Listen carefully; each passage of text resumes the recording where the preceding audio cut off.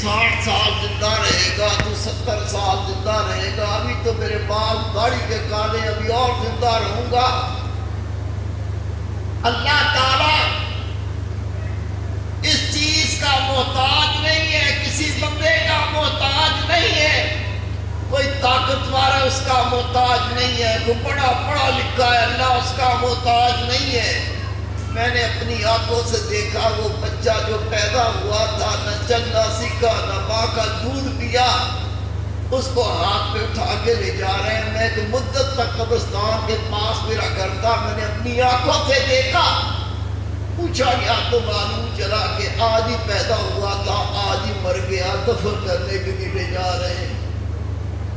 کل کا انتظار نہ کر، اللہ تعالیٰ اپنے پاک کلام میں فرماتا ہے کل کہنے والے ہلاک ہو گئے، کل سے نماز شروع کروں گا، کل سے قرآن پاک کی تلاوت کرنا شروع کروں گا، کل سے میں گناہ چھوڑ دوں گا، کل سے میں اللہ کی اطاعت کرنا شروع کروں گا، کل سے میں خدا کے دین کو میں اس میں عمل کروں گا۔ خدا کی قسم کل کسی نے نہیں دیکھی۔ صحابہ کرام بیٹھے ہوئے تھے، اللہ کے محبوب نے چہرہ مبارک اٹھایا، بیٹھوں کو دیکھا، دیکھ کے فرمایا میرے پیارے صحابہ، تم میں کئی لوگ نوجوان ایسے بیٹھے ہیں ان کا خیال ہے شادی کریں گے، لیکن اللہ کی قسم جس کے قبضہ قدرت میں محمد کی جان ہے یہ شادی نہیں کر سکیں گے، پہلے ہی مر جائیں گے۔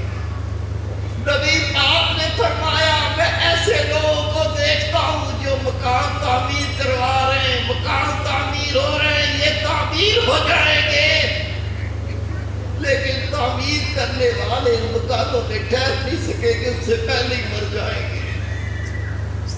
اللہ تعالیٰ کا پاک کلام ہے خلق الموت والحیات لیبلوکم ایکم احسن عملا۔ اللہ نے پیدا کیا موت کو اور زندگی کو تاکہ دیکھے تم میں کون ہے جو اچھے عمل کر کے واپس لوٹتا ہے۔ کبھی سوچا کوئی 24 گھنٹے میں کوئی 1-2 گھنٹے سوچا کہ میں پیدا کیوں کیا گیا تھا، اللہ تعالیٰ میرے ساتھ کیا کرے گا؟ قرآن پاک کا فرمان ہے اللہ نے موت اور زندگی کو تخلیق کیا تاکہ دیکھے تم نے کون اچھے عمل کر کے لوٹتا ہے۔ آنکھ اٹھائی تو حرام دیکھا، زبان ہلی تو حرام بولا، ہاتھ اٹھا تو حرام کرتوتے، دماغ میں کوئی سوچ آئی تو حرام سوچ، اور ایسے اس کی موت آ گئی، یہ مر گیا۔ یہ موت اچھی نہیں ہے، یہ زندگی بھی اچھی نہیں تھی، یہ موت بھی اچھی نہیں ہے۔ اس سے پہلے کہ موت آ جائے ہمیں اپنی زندگی کو بدلنا، اپنی موت کو ٹھیک کرنا ہے۔